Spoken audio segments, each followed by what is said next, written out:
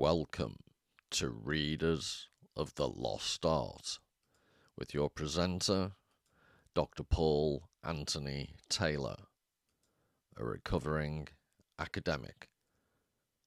And the title of today's talk is Blood Meridian and Schopenhauer's Deadly Dance. There's no such thing as life without bloodshed. I think that the notion that the species can be improved in some way, that everyone could live in harmony, is a really dangerous idea. Those who are afflicted with this notion are the first ones to give up their souls, their freedom. Your desire that it be that way will enslave you and make your life vacuous. Cormac McCarthy. Only that man who has offered up himself entire to the blood of war, who has been to the floor of the pit and seen horror in the round and learned at last that it speaks to his inmost heart, only that man can dance. Judge Holden, Blood Meridian. Hi everybody, and here we have a nice Blood Meridian-like sun and a very appropriate vulture. And what I wanted to talk about today was obviously Blood Meridian, but I wanted to make a link with the work of Arthur Schopenhauer, who I have used before on the channel. I've actually forgotten precisely which video. I'll try and dig it out and put it in the description. But I think it's interesting because Schopenhauer's work on its own, as far as philosophers go, I think Schopenhauer's relatively accessible. He's a lot easier than Hegel, for example, or Heidegger or something like that. And he actually writes in through translation, very clear German. And his basic ideas aren't that complicated, as I'll hopefully explain. But I think when you read Schopenhauer alongside Blood Meridian, hopefully it actually adds something. It shows you what some of the major themes of Blood Meridian are about. And specifically, I think Judge Holden, this horrible figure, this archetype of evil, I think people struggle to get beyond that, and they struggle to get beyond the admittedly terrible violence in the novel. It's just, for some people, it's gratuitous and it's just too much. I think actually he's trying to do something really difficult, McCarthy. I actually think he's trying to, as I'll explore in what's coming, he's trying to achieve an aesthetic moment. And he does it paradoxically through this frenetic violence, this frenetic turmoil.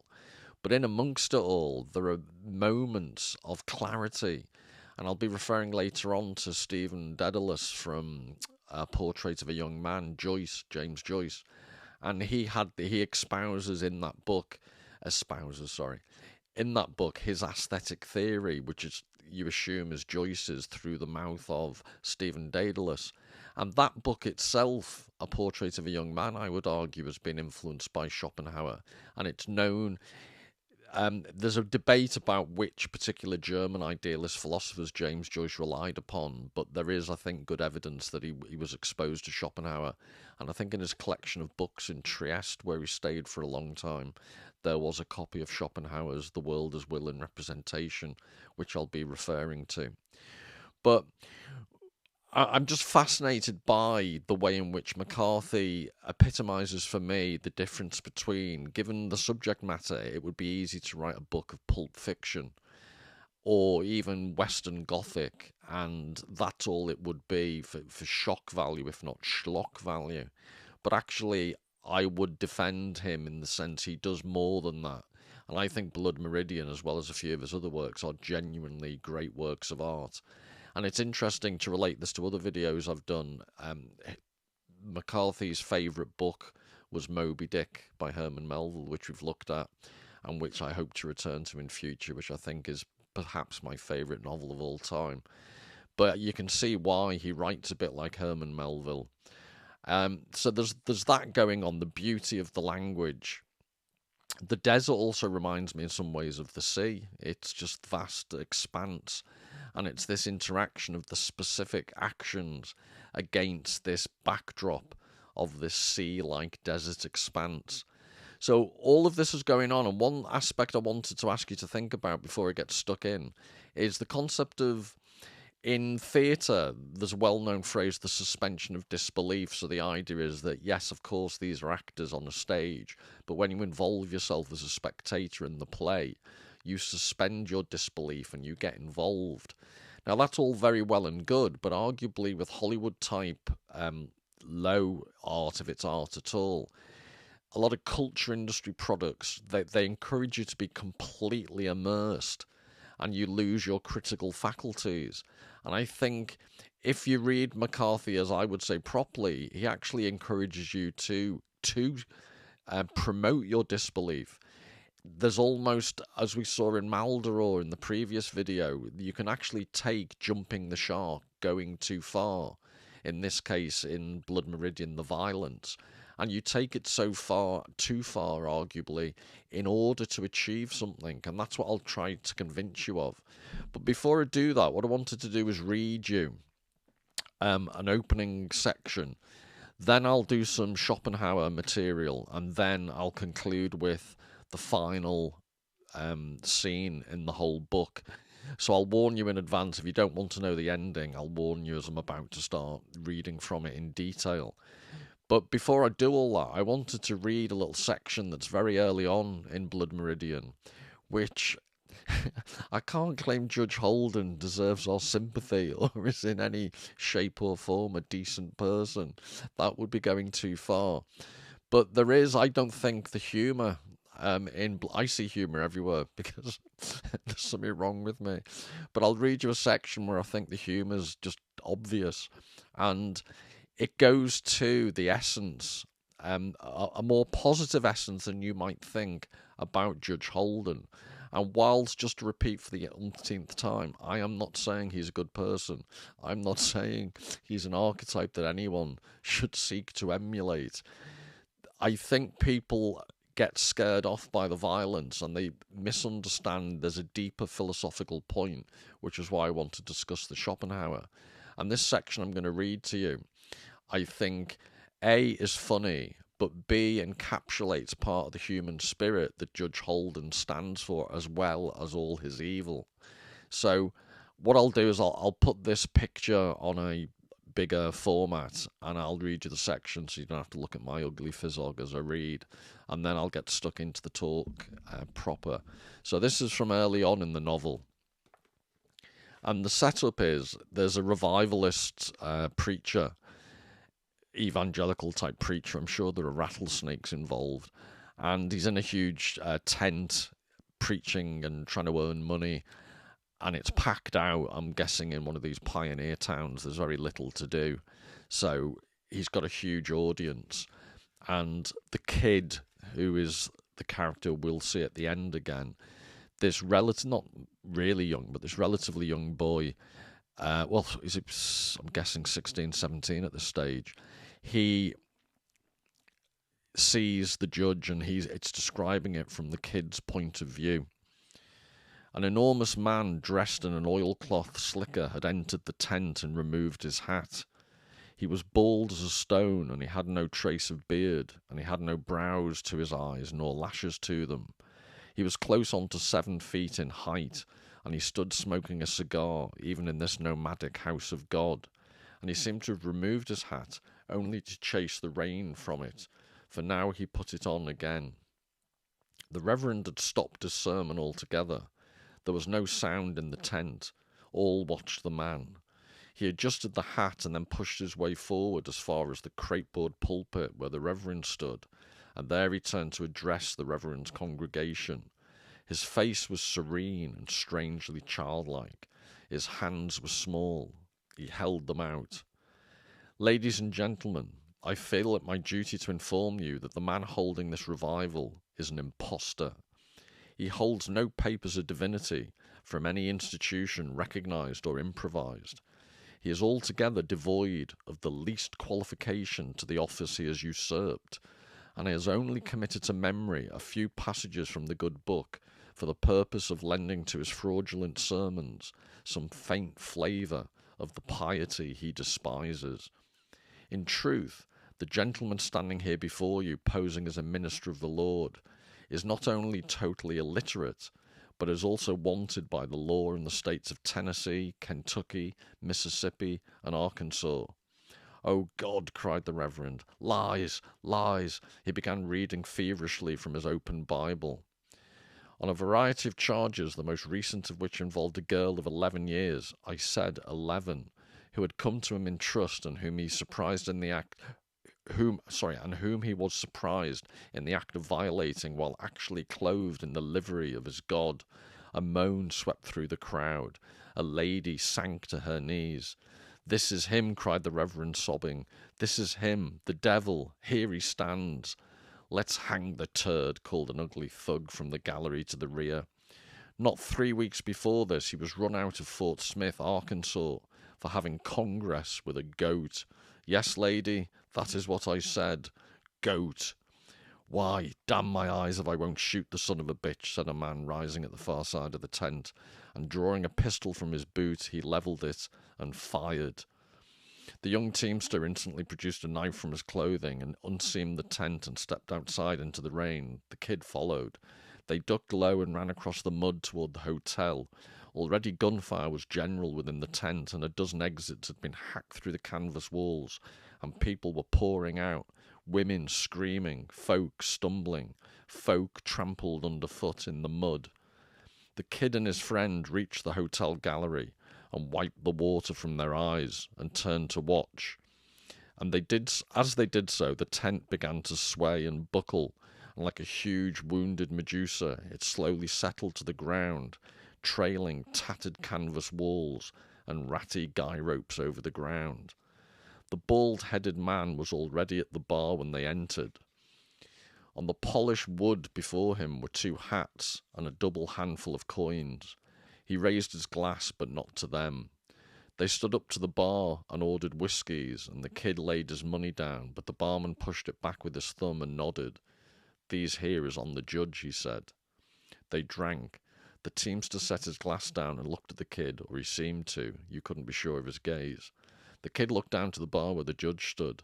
The bar was that tall not every man could even get his elbows up on it, but it came just to the judge's waist, and he stood with his hands placed flatwise on the wood, leaning slightly, as if about to give another address.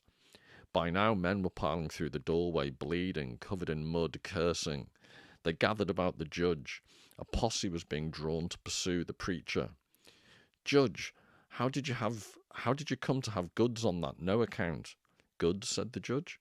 When was you in Fort Smith?" "Fort Smith? Where did you know him to know all that stuff on him?" "You mean the Reverend Green?" "Yes, sir. I reckon you was in Fort Smith before you came out here." "I was never in Fort Smith in my life. Doubt that he was." They looked from one to the other. "Well, where was it you run up on him?" "I never laid eyes on that man before today, never even heard of him." He raised his glass and drank. There was a strange silence in the room. The men looked like mud effigies.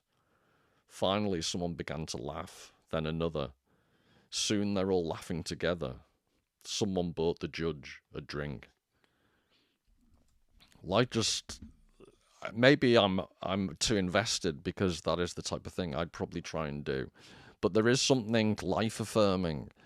He caused chaos. It's Dionysian.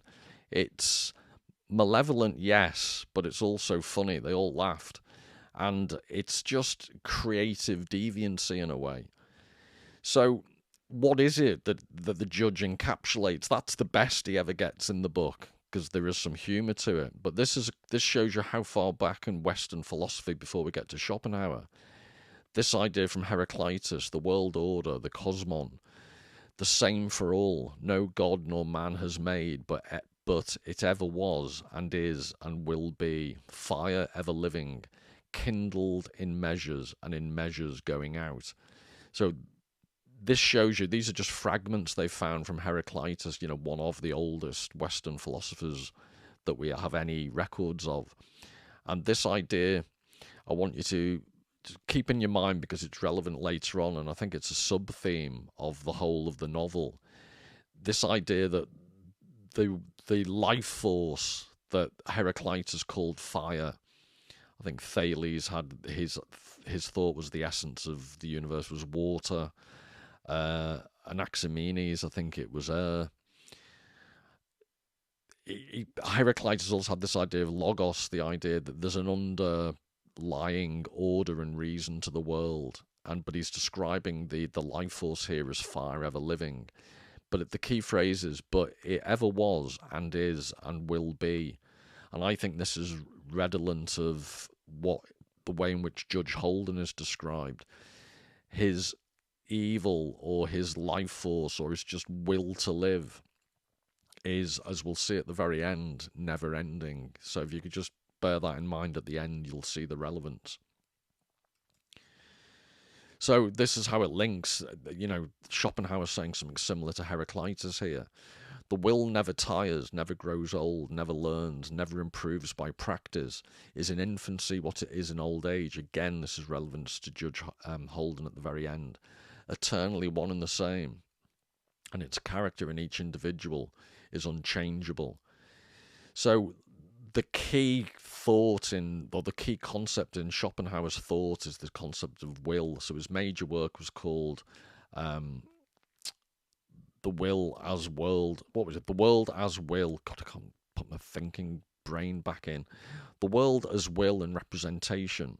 So the world is divided into this binary. It's not really, but in terms of thinking about it, the world is this binary whereby there's a life force, and our experience as human beings of reality is a representation in our heads of this underlying life force. That's why he splits the world into will and representation.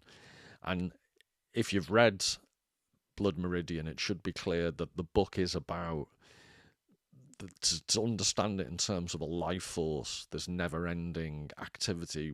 You see very little good in the novel, but lots of just never-ending dog-eat-dog violence, evil. And this is all, I think Schopenhauer describes this beautifully in his concept of the will.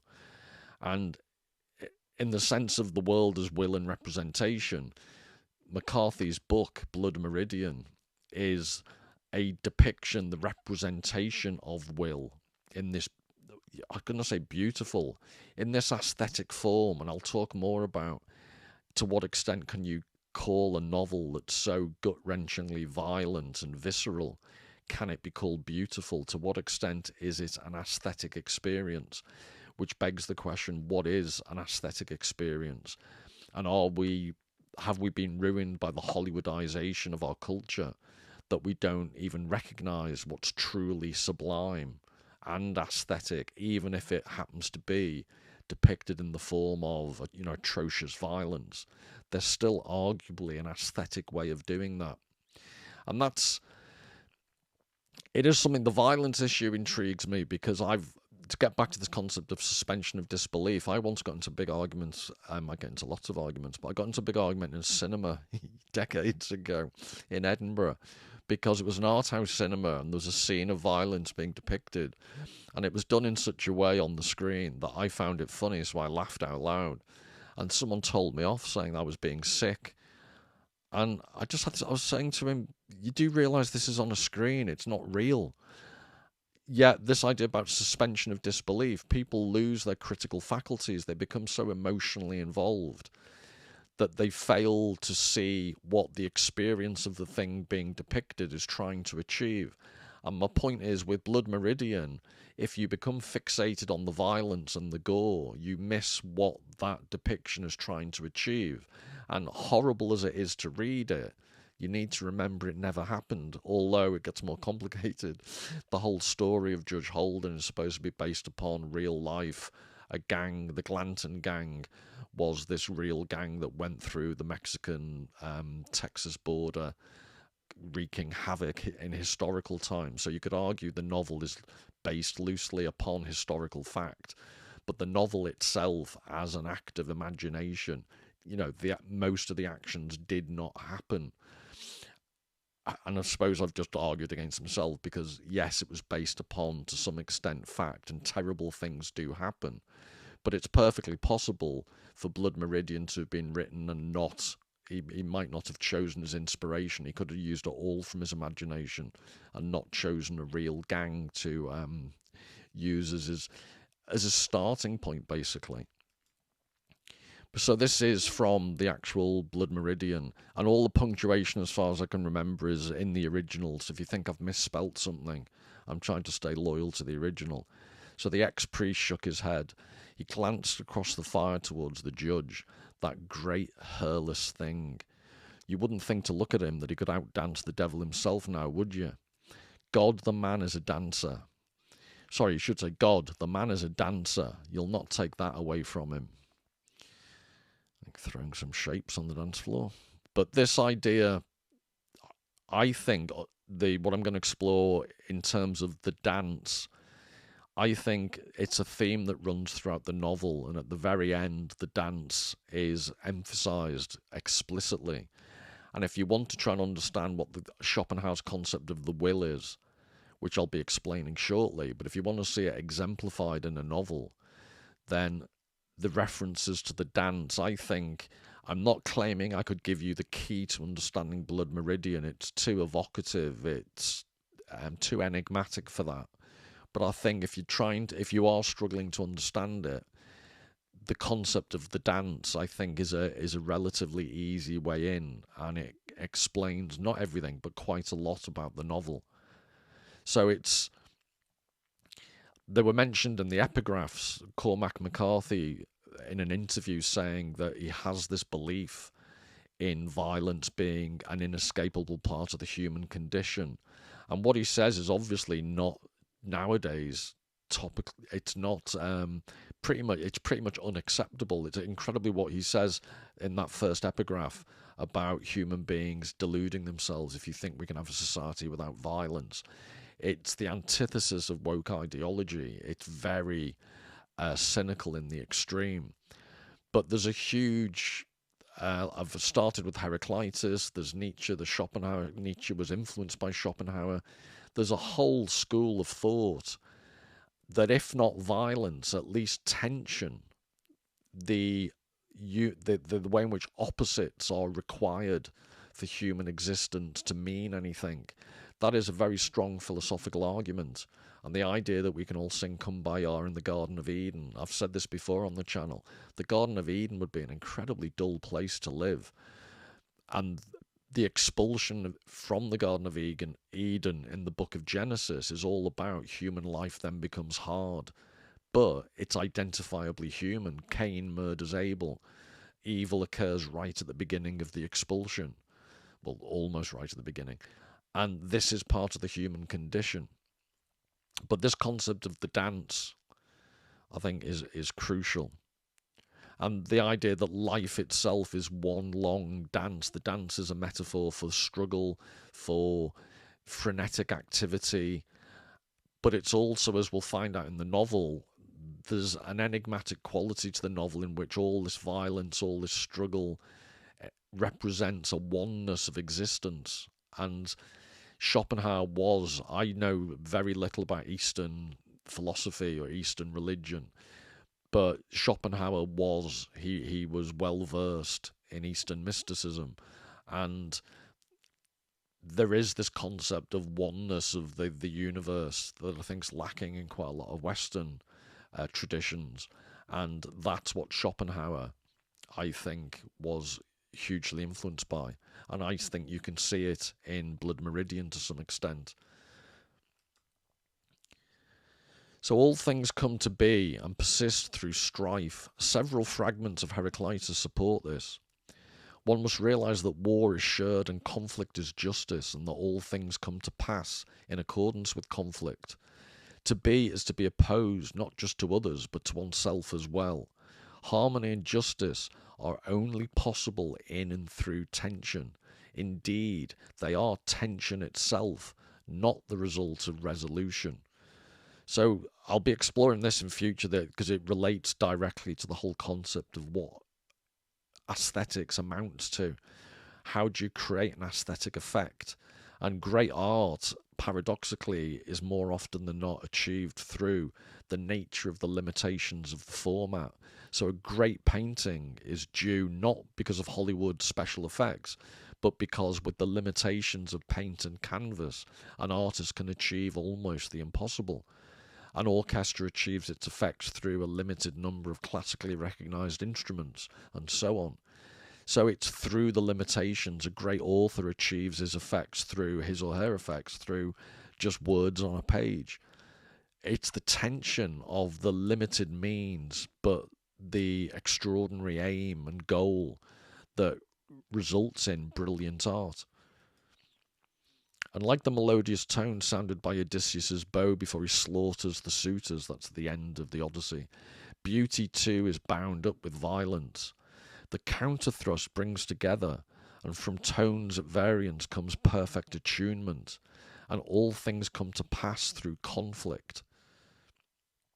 Consequently, Heraclitus declares that when Homer said that he wished war might disappear from the lives of gods and men, he forgot that without opposition, all things would cease to exist.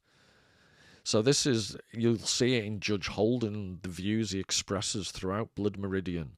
He sees violence and war partly as a game, but games aren't just childish like games. Games are about waging and wagering everything. They're a gamble. The whole frisson of violence and war is that you're gambling with your own life. You're putting everything on the line. And ironically, that's what gives life meaning. And if you take it beyond the realms of war and extreme violence, just think of extreme sports. What drives one of these barefaced, what do they call them? These the rock climbers that use no equipment other than basically their bare hands and mountain shoes, rubber-soled shoes. That's about all they have. So, is it free climbing? Forgive my ignorance, but that they put themselves through ridiculous levels of danger. Why? Because the danger is what gives life extra oomph and meaning. This universal conflict is to be seen. Sorry, now we're talking about Schopenhauer, and this I'm trying to explain now, give you more detail about the concept of the will to live. Sounds like an abstract phrase. What does it actually mean? This universal conflict is to be seen most clearly in the animal kingdom. Animals have the vegetable kingdom for their nourishment, and within the animal kingdom, again, every animal is the prey and food of some other. This means that the matter in which an animal's idea manifests itself must stand aside for the manifestation of another idea, since every animal can maintain its own existence only by the incessant elimination of another's. Thus the will to live generally feasts on itself and is in different forms its own nourishment, till finally the human race, because it subdues all the others, regards nature as manufactured for its own use. Yet, as will be seen in the fourth book, this same human race reveals itself with terrible clearness, that conflict, that variance of the will with itself, and we get homo homini lupus. However, we shall again recognize the same contest, the same subjugation, just as well as at the low grades of the will's objectivity. So, homo homini lupus, this man is a wolf to man. This Schopenhauer's just describing this never-ending will to exist, and he gives gory specific details. Many insects, especially the ichneumon flies, lay their eggs on the skin and even in the body of the larvae of other insects, whose slow destruction is the first task of the newly hatched brood. The young hydra, growing out of the old one as a branch and later separating itself therefrom, fights while it is still firmly attached to the old one for the prey that offers itself, so that the one tears out of the mouth of the other. So just as creatures are being born, they're killing other creatures or fighting their own. But the most glaring example of this kind is afforded by the bulldog ant of Australia, for when it is cut in two, a battle begins between the head and the tail.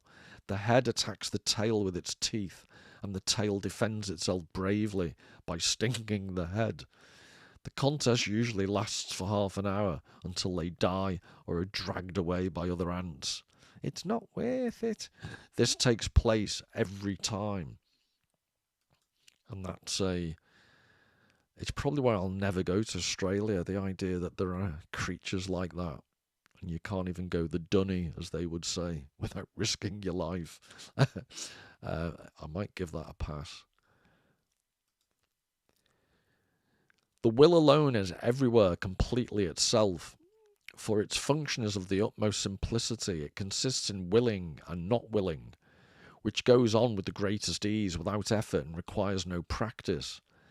Knowing, on the contrary, has multifarious functions and never takes place entirely without effort, which is required to fix the attention and to make clear the object, and at a higher stage is certainly needed for thinking and deliberation. Now, the importance of this is willing is just natural. It's your instincts, it's your urges. You don't have to consciously reflect upon it. Knowing, on the other hand, is the cerebral aspect of human beings.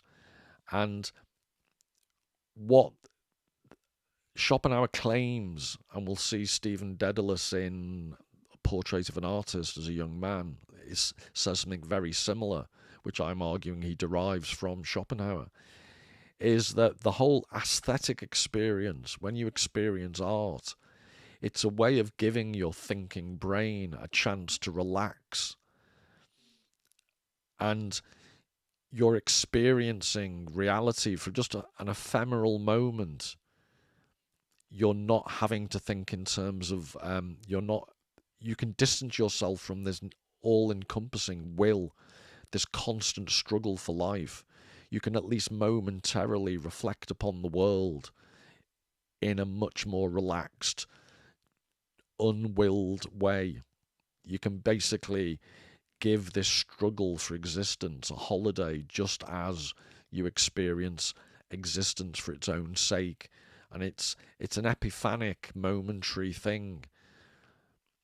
But it also, it's not pure will. You're not willing anymore. But also, it's not pure knowledge when you have an aesthetic experience, because it's not totally cerebral. You need to be aware. You need to be perceiving what you're looking at. But you ruin the experience if you overthink it. You need to go with the flow of the aesthetic object. So it's this neither one thing nor the other, the aesthetic experience. So genius is the capacity to remain in a state of pure perception, to lose oneself in perception, which was, I think I was clumsily trying to just express that. To remove from the service of the will the knowledge which originally existed only for this service.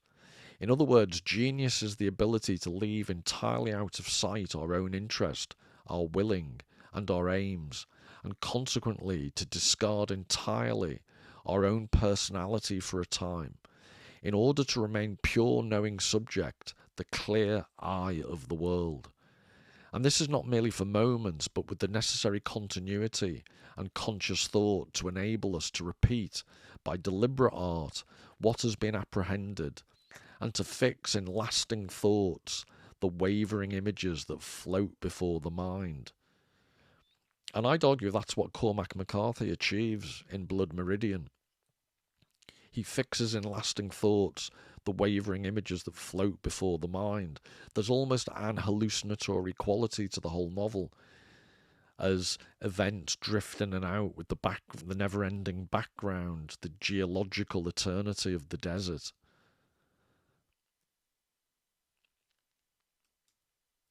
The supreme quality is felt by the artist when the aesthetic image is first conceived in his imagination. The mind, in that mysterious instant, Shelley likened beautifully to a fading coal. The instant wherein that supreme quality of beauty, the clear radiance of the aesthetic image, is apprehended luminously by the mind, which has been arrested by its wholeness and fascinated by its harmony, is the luminous silent stasis of aesthetic pleasure. So this is Stephen Daedalus's concept of static aesthetics, the luminous silent stasis of aesthetic pleasure.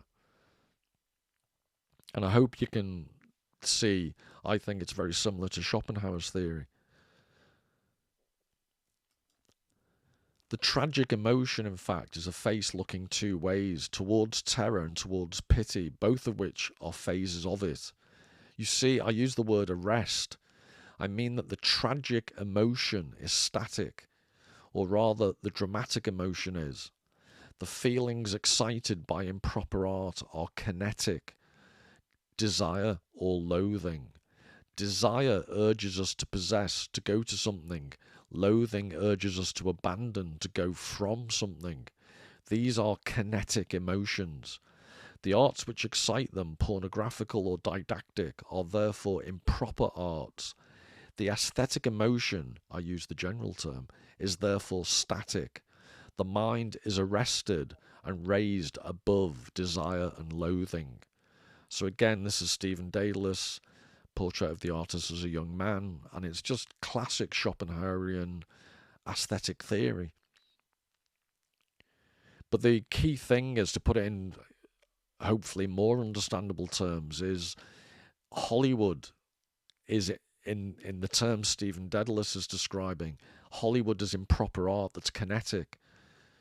Watch your average thriller or your average Hollywood film, and I've mentioned this before on the channel. I once went into the kitchen and the TV speaker system I have is quite good, and so I'm not watching the film, but you could just hear the kinetic rhythm of the car chases, the gunfights. It's just never-ending rhythm of this kinetic energy and noise.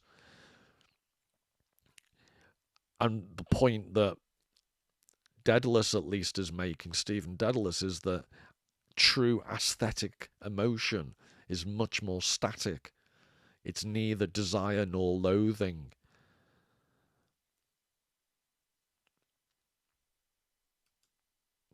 Art is, and so back to Schopenhauer, art is everywhere at its goal, for it plucks the object of its contemplation from the stream of the world's course and holds it isolated before it. This particular thing, which in that stream was an infinitesimal part, becomes for art a representative of the whole, an equivalent of the infinitely many in space and time. It therefore pauses at this particular thing. It stops the wheel of time. For it, the relations vanish. Its object is only the essential, the idea. So this is the paradox in Blood Meridian. There's lots of activity, there's lots of killing, there's lots of violence. But at the same time, there's a timeless quality. You know, the geological elements of the desert. And I won't talk about the epilogue, but the epilogue has this allusion to geology and archaeology.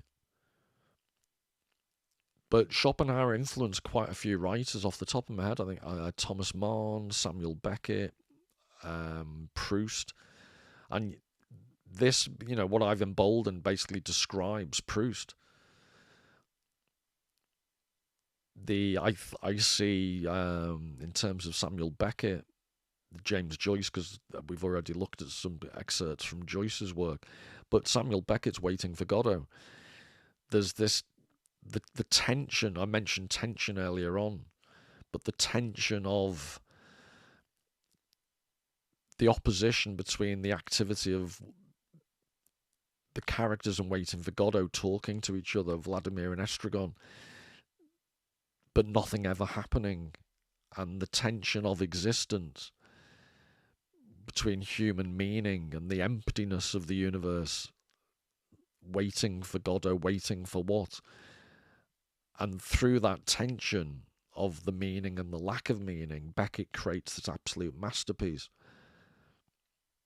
But this idea of stops the wheel of time, you could also, he's so influential on so many authors who are completely different. So ironically, Beckett, one of his first essays he ever wrote was on Proust. So Beckett was influenced by Proust, but went through, you know, much different artistic direction. But you could read the whole of In Search of Lost Time, La Recherche de Temps Perdu, is all about contemplation from the stream of the world's course. He's trying to stop time. He's trying to pluck the object from the stream of the world's course.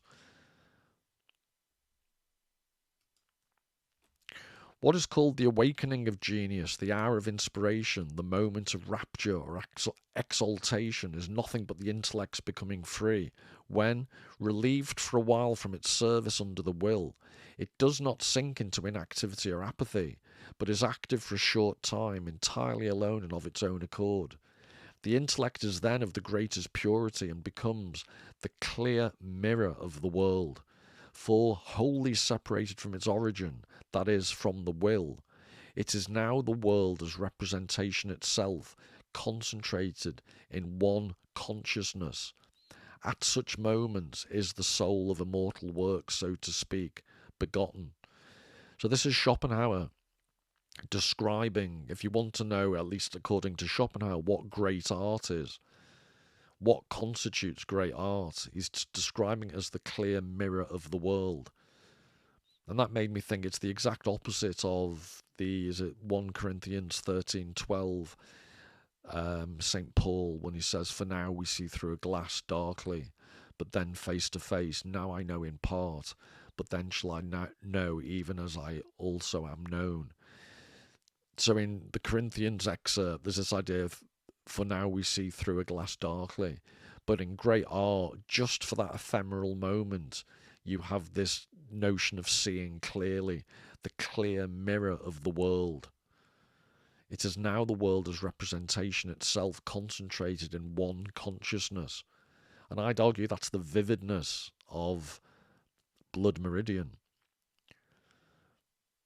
It's hard to explain, but it's just the reading experience of the way in which the natural elements, the environment, blends and conflates with the human activity.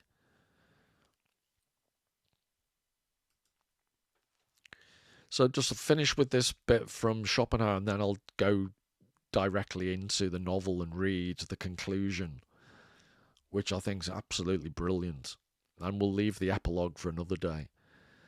So this is Schopenhauer again. We see only momentary gratification, fleeting pleasure conditioned by wants, much and long suffering, constant struggle, bellum omnium, everything a hunter and everything hunted, pressure, want, need and anxiety, shrieking and howling, and this goes on in secula secularum, or until once again the crust of the planet breaks. So bellum omnium is the war of all against all, and in secula secularum is unto the age of ages, so never ending. But the idea that, I think that if you wanted to summarise what's Blood Meridian about, everything a hunter and everything hunted, this is what I was saying earlier about this, it's both Cormac McCarthy's description of Schopenhauer's will, but also remember the second half of Schopenhauer's philosophy is the world as will and representation. Our experience of life is a representation of the thing that can't really be represented, but we do our best. And if the will is everything a hunter and everything hunted, then I'd argue Blood Meridian is one of the best ever descriptions of that phrase, where everyone is hunting everyone, everyone's trying to kill everyone else. Right, so for anyone who doesn't want to know the ending, now I'd advise you to stop listening along or watching. But I'll just read up to the end of the whole novel now. So this is towards the end. Actually, no, this is earlier on, and then I get to the end. But I just wanted to highlight this. He chewed, and this was earlier on in the novel. I'm guessing about halfway through, but it's to do with the dance. So I wanted to get this clear before I went on to the end of the novel. Apologies. He chewed, and he told them of the encounter with the Comanche, and they chewed and listened and nodded. "I'm proud I missed that dance," said the veteran. "Them is some cruel sons of bitches. I know of one old boy up on the Llano near the Dutch settlements. They caught him, took his horse and all, left him to walk it. He come crawling into Fredericksburg on his hands and knees, buck naked, after about 6 days later, and you know what they'd done? Cut the bottoms of his feet off." So they're talking about the Comanches. And this is my argument, that the dance is about the struggle for life and all the violence, as well as literally being about a dance, as we'll see shortly. But I'm proud I missed that dance. And I won't dwell on the point, but this idea about violence and its the eternal element in the previous slide from Schopenhauer about, the crust of the world's surface will break before you live in a non-violent world. Apologies for any Quakers I've just upset. But it's this, people have this, especially at the moment, this idea that Western colonial societies are uniquely evil. When if you do any research about Native Americans and how cruel they were, this is just one little example. Yes, the Glanton Gang are incredibly vindictive and malevolent beyond belief, but they're living in an environment where this is par for the course. If you think of in the South and Central American example, but Los Conquistadores in Peru and Mexico, the Aztecs and the Incas, what was it, Pizarro and Cortez. So the conquistadores come over to the New World and they were blamed for horrific massacres, etc. But remember, you've got the Aztecs, they're committing human sacrifice of thousands of enslaved people on certain festivals. The streets running with blood, beating hearts taken out of people's chests while they're still alive. So before you pick on the Western colonial powers, boil your head in vinegar and realise that this is the world that Cormac McCarthy is describing.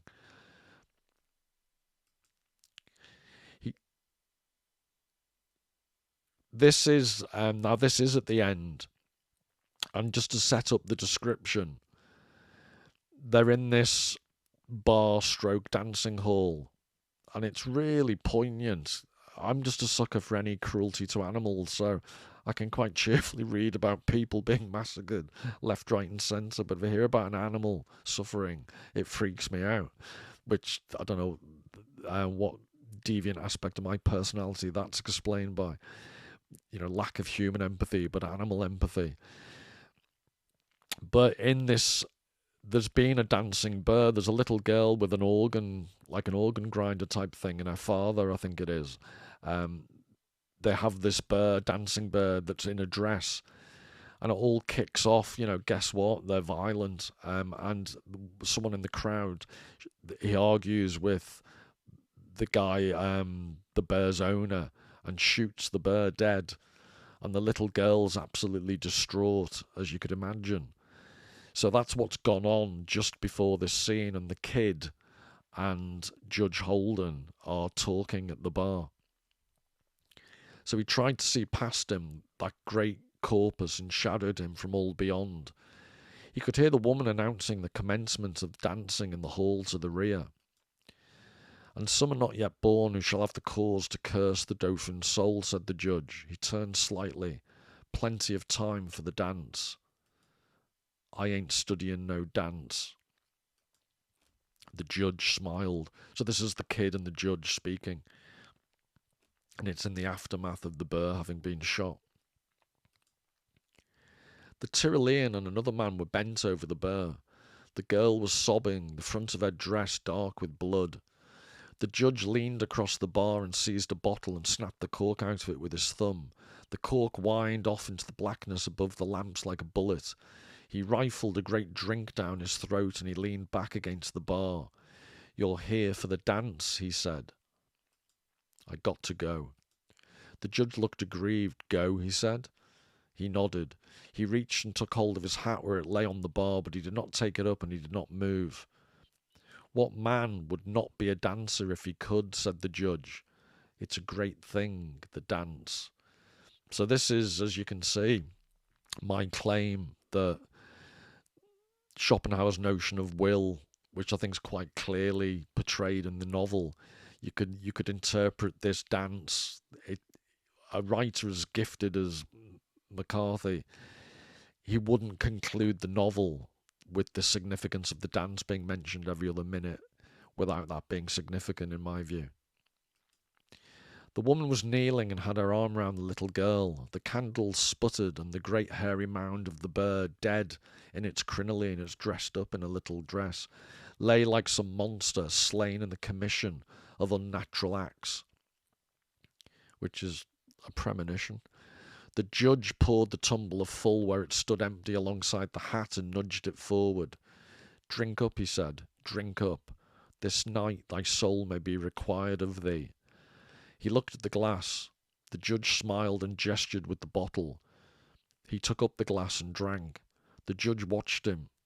"Was it always your idea," he said, "that if you did not speak you would not be recognised?" "You seen me." The judge ignored this. "I recognised you when I first saw you, and yet you were a disappointment to me, then and now. Even so at the last I find you here with me." And it's a whole other story, but the kid is not guiltless. He's committed some terrible crimes himself. But arguably the judge senses within him some type of humanity, some type of sympathy and empathy that he really doesn't like, or he sees it as some type of betrayal. "I ain't with you." The judge raised his bald brow. "Not?" he said. He looked about him in a puzzled and artful way, and he was a passable thespian. "I never come here hunting you." "What then?" said the judge. "What would I want with you? I come here same reason as any man." "And what reason is that?" "What reason is what?" "That these men are here. They come here to have a good time." The judge watched him. He began to point out various men in the room and to ask if these men were here for a good time, or if indeed they knew why they were here at all. It's obviously a metaphor for life itself. "Everybody don't have to have a reason to be someplace." "That's so," said the judge. "They do not have to have a reason, but order is not set aside because of their indifference." He regarded the judge warily. "Let me put it this way," said the judge. "If it is so that they themselves have no reason and yet are indeed here, must they not be here by reason of some other? And if this is so, can you guess who that other might be?" "No, can you?" "I know him well." He poured the tumbler full once more, and he took a drink himself from the bottle, and he wiped his mouth and turned to regard the room. "This is an orchestration for an event, for a dance in fact. The participants will be apprised of their roles at the proper time. For now it is enough that they have arrived. As the dance is the thing with which we are concerned, and contains complete within itself its own arrangement and history, and the dancers contain these things within themselves as well. So it's just clear to me the dance is more than just a dance. In any event, the history of all is not the history of each, nor indeed the sum of those histories, and none here can finally comprehend the reason for his presence, for he has no way of knowing even in what the event consists. In fact, were he to know, he might well absent himself, and you can see that there cannot be any part of the plan, if plan there be." He smiled. His great teeth shone. He drank. An event, a ceremony, the orchestration thereof. The overture carries certain marks of decisiveness. It includes the slaying of a large bear. The evening's progress will not appear strange or unusual, even to those who question the rightness of the events so ordered. A ceremony, then. One could well argue that there are not categories of no ceremony, but only ceremonies of greater or lesser degree, and deferring to this argument we will say that this is a ceremony of a certain magnitude, perhaps more commonly called a ritual. A ritual includes the letting of blood. Rituals which fail in this requirement are but mock rituals. Here every man knows the false at once, never doubt it. That feeling in the breast that evokes a child's memory of loneliness, such as when the others have gone, and only the game is left with its solitary participant. A solitary game, without opponent, where only the rules are at hazard. Don't look away. We are not speaking in mysteries. You of all men are no stranger to that feeling, the emptiness and the despair.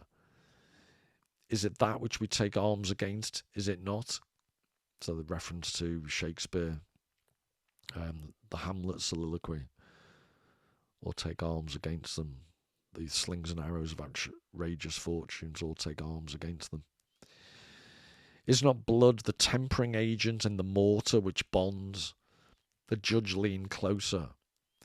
What do you think death is, man? Of whom do we speak when we speak of a man who was and is not? Are these blind riddles, or are they not some part of every man's jurisdiction? What is death if not agency? And whom does he intend toward? Look at me. So this is almost a creed or a catechism of what the judge believes. Is not the blood the tempering agent in the mortar which bonds? And as you saw from the very first epigraph from Cormac McCarthy, this seems to be what he actually thinks himself. I don't like craziness. Nor I, forgive the pun, bear with me. Look at them now. Pick a man, any man. That man there, see him? That man hatless. You know his opinion of the world. You can read it in his face, in his stance. Yet his complaint that a man's life is no bargain masks the actual case with him. Which is that man will not do as he wishes them to. Have never done, never will do. That's the way of things with him, and his life is so balked about by difficulty and become so altered of its intended architecture that he is little more than a walking hovel, hardly fit to house the human spirit at all. And there was he had to spend a night in a hovel with a weird old hermit, so that refers back to that potentially. Can he say, such a man, that there is no malign thing set against him, that there is no power and no force and no cause? What manner of heretic could doubt agency and claimant alike? Can he believe that the wreckage of his existence is unentailed? No liens, no creditors. The gods of vengeance and of compassion lie sleeping in their crypt, and whether our cries are for an accounting or for the destruction of the ledgers altogether, they must evoke only the same silence, and that is this silence which will prevail. To whom is he talking, man? Can't you see him? So it's almost like Beckett. They must evoke only the same silence, and that is this silence which will prevail. The man was indeed muttering to himself and peering balefully about the room, wherein it seemed there was no friend to him. A man seeks his own destiny and no other, said the judge, will or nil. Any man who could discover his own fate and elect, therefore, some opposite course, could only come at last to that selfsame reckoning at the same appointed time. For each man's destiny is as large as the world he inhabits, and contains within it all opposites as well. This desert upon which so many have been broken is vast and calls for largeness of heart, but it is also ultimately empty. It is hard, it is barren, its very nature is stone. And that's a brilliant summary of the role the desert plays in the whole novel. And on a slight tangent, it always why I loved watching Breaking Bad. I could have watched Breaking Bad with the sound turned down, the TV series that is, because the desert, that's the way they use it as the background, it's just stunning. But with all this human activity, it's what I said earlier, the desert background is vast and calls for larger. This desert upon which so many have been broken is vast and calls for largeness of heart, but is also ultimately empty. It is hard, it is barren, its very nature is stone. And that reminds me of the stage setting for Waiting for Godot. I think it was first performed, or there was definitely a performance. It was in 1961 in the Theatre of Orleans in Paris. And Giacometti, the artist, who was a very good friend of Beckett, designed the solitary tree, this paper mache tree that stands on the stage, and that's basically the only prop. He poured the tumbler full. Drink up, he said. The world goes on. We have dancing nightly, and this night is no exception. The straight and the winding way are one, and now that you are here, what do the years count since we last two met together? Men's memories are uncertain, and the past that was differs little from the past that was not. He took up the tumbler the judge had poured, and he drank and set it down again. He looked at the judge. I've been everywhere, he said. This is just one more place. The judge arched his brow. Did you post witnesses, he said, to report to you on the continuing existence of those places once you'd quit them? That's crazy. Is it? Where is yesterday? Where is Glanton and Brown? And where is the priest? He leaned closer, and these are all people that in some ways the kid has abandoned or left. Where is Shelby, whom you left to the mercies of Elias in the desert? And where is Tate, whom you abandoned in the mountains? Where are the ladies, the fair and tender ladies with whom you danced at the governor's ball, when you were a hero, anointed with the blood of the enemies of the Republic you'd elected to defend? And where is the fiddler, and where the dance? I guess you can tell me. I tell you this, as war becomes dishonoured and its nobility called into question, those honourable men who recognise the sanctity of blood will become excluded from the dance, which is the warrior's right, and thereby will the dance become a false dance, and the dancers false dancers. And yet there will be one there always who is a true dancer, and can you guess who that might be? You ain't nothing. You speak truer than you know, but I will tell you, only that man who has offered himself up entire to the blood of war, who has been to the floor of the pit, and seen horror in the round, and learned at last that it speaks to his inmost heart, only that man can dance. Even a dumb animal can dance. The judge set the bottle on the bar. Hear me, man, he said. There is room on the stage for one beast, and one alone. All others are destined for a night that is eternal and without name. One by one they will step down into the darkness before the footlamps. Birds that dance, birds that don't. And again, using this metaphor of the dancing bear that's actually been shot to the death of the dancing bear, what he's saying has previously been acted out up on a stage. But the idea, I used it in the epigraph, this wonderful phrase, only that man who has offered himself up entire to the blood of war, who's been to the floor of the pit and seen the horror in the round, and learned at last that it speaks to his inmost heart, only that man can dance. It reminds me of Kurtz in Heart of Darkness. Someone who goes to the floor of the pit. He stood at the edge of the dance floor. I think he's gone up. He's had an encounter with a prostitute in the meantime, and this is when he comes back, I think. Apologies if I've got the order wrong. He stood at the edge of the dance floor. A ring of people had taken the floor and were holding hands and grinning and calling out to one another. A fiddler sat on the stool on the stage, and a man walked up and down, calling out the order of the dance and gesturing and stepping in the way he wished them to go. Outside in the darkened lot, groups of wretched Tonkawas stood in the mud with their faces composed in strange lost portraits within the sashwork of the window lights. The fiddler rose and set the fiddle to his jaw. There was a shout, and the music began, and the ring of dancers began to rotate ponderously with a great shuffling. He went out the back. The rain had stopped, and the air was cold.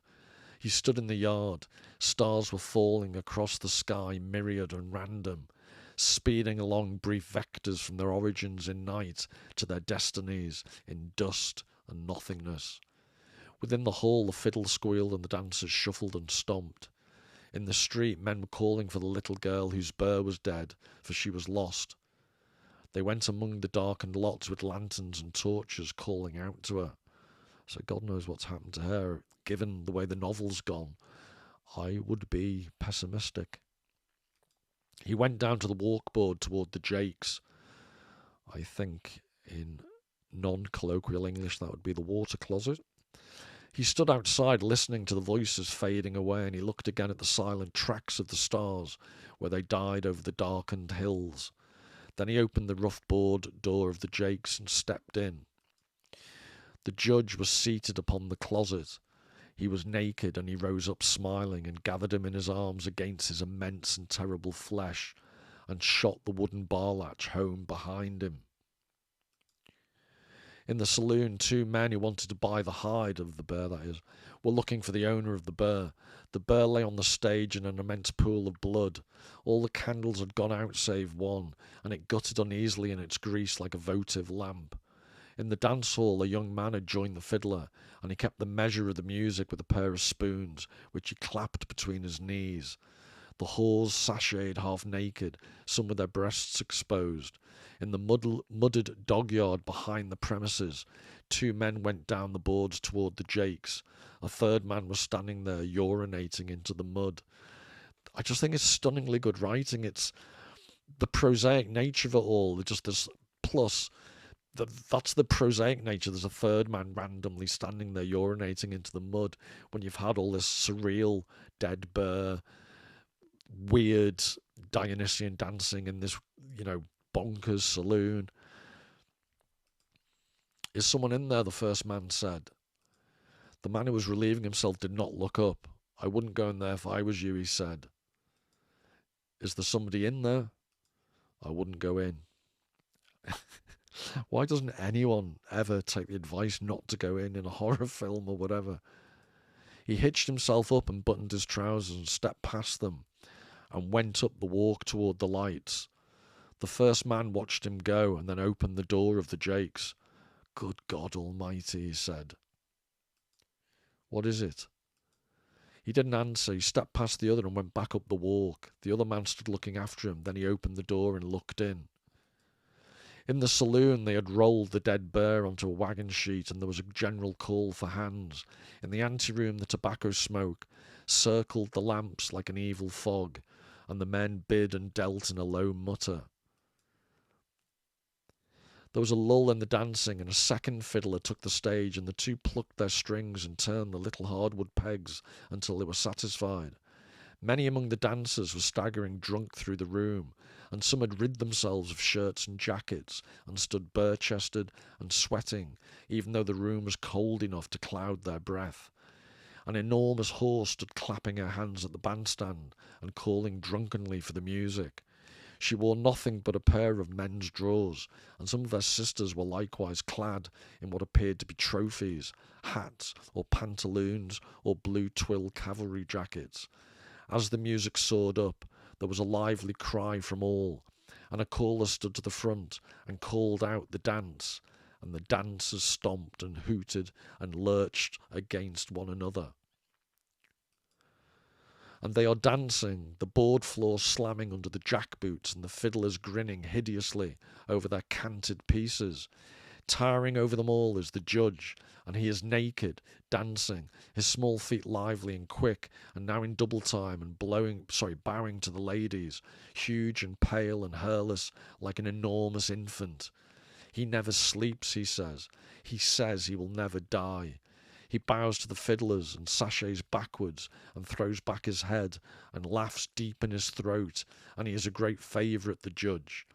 He wafts his hat, and the lunar dome of his skull passes palely under the lamps, and he swings about and takes possession of one of the fiddles, and he pirouettes and makes a pass, 2 passes, dancing and fiddling at once. His feet are light and nimble. He never sleeps. He says that he will never die. He dances in light and in shadow and is a great favourite. He never sleeps, the judge. He is dancing, dancing. He says that he will never die.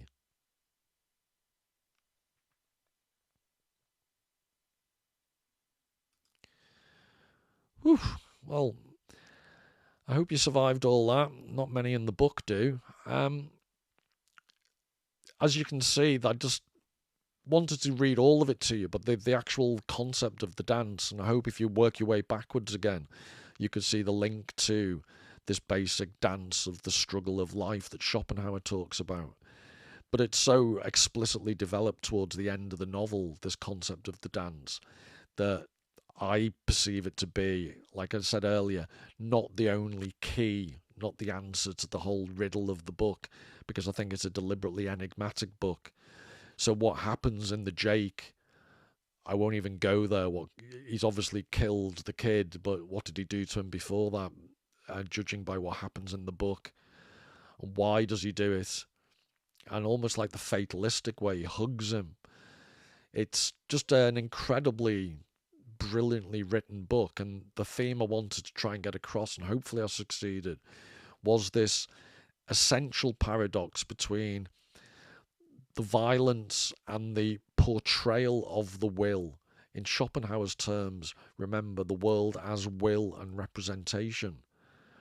And I can't think of another novel that portrays the will to live as understood by Schopenhauer, this constant man is wolf to man, nature red in tooth and claw type idea.